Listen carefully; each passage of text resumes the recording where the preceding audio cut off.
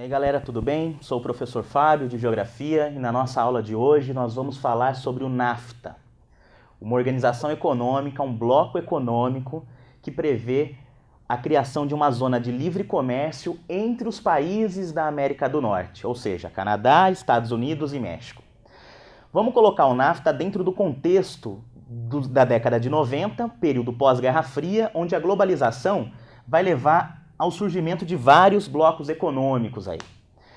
Os blocos econômicos que começam a se fortalecer nesse período da globalização, dos principais, dos que mais chamam a atenção, sem dúvida vai ser a Organização Europeia, né? A União Europeia, que começa a se fortalecer nesse contexto. A maior economia do mundo, que são os Estados Unidos, para fazer frente a esse crescimento do mercado europeu, resolve criar o seu bloco econômico. O bloco econômico que vai agregar os países da América do Norte.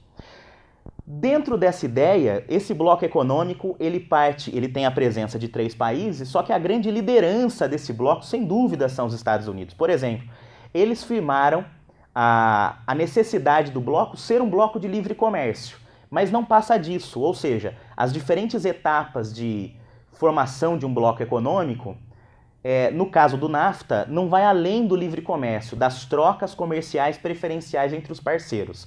Por exemplo, pensando no contexto da União Europeia, nunca o NAFTA vai ter a livre circulação de pessoas, por exemplo. Aliás, uma coisa que os Estados Unidos tentam coibir com relação ao México é justamente a circulação de pessoas.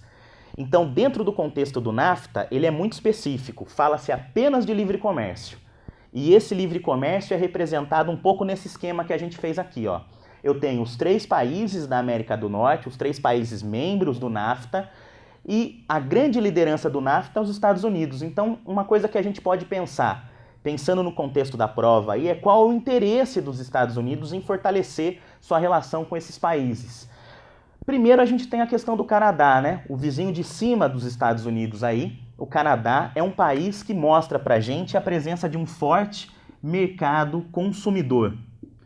O mercado consumidor canadense tem um alto poder aquisitivo. Então, além de investimentos dos Estados Unidos, muitos produtos circulam dos Estados Unidos para o Canadá. E quando a gente olha para o México, o mercado mexicano interessa muito aos Estados Unidos por causa dos investimentos. Os investimentos principalmente na indústria. O norte do México vai receber muito investimento dos Estados Unidos, aproveitando a mão de obra muito barata do território mexicano. É claro que se a gente olhar a economia de todos os países pós o NAFTA, eu tenho inúmeras variações aí.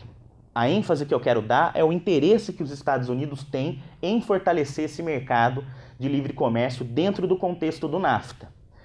Diante do NAFTA, por exemplo, os Estados Unidos se tornou o maior parceiro comercial do México, né?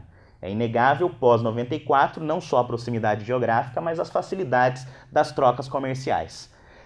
Geopoliticamente, dentro desse contexto, eu tenho os Estados Unidos como liderança, olhando o mercado consumidor canadense e pensando nos investimentos possíveis de serem feitos no México, principalmente na sua fronteira norte. Beleza, galera? Então, até a próxima.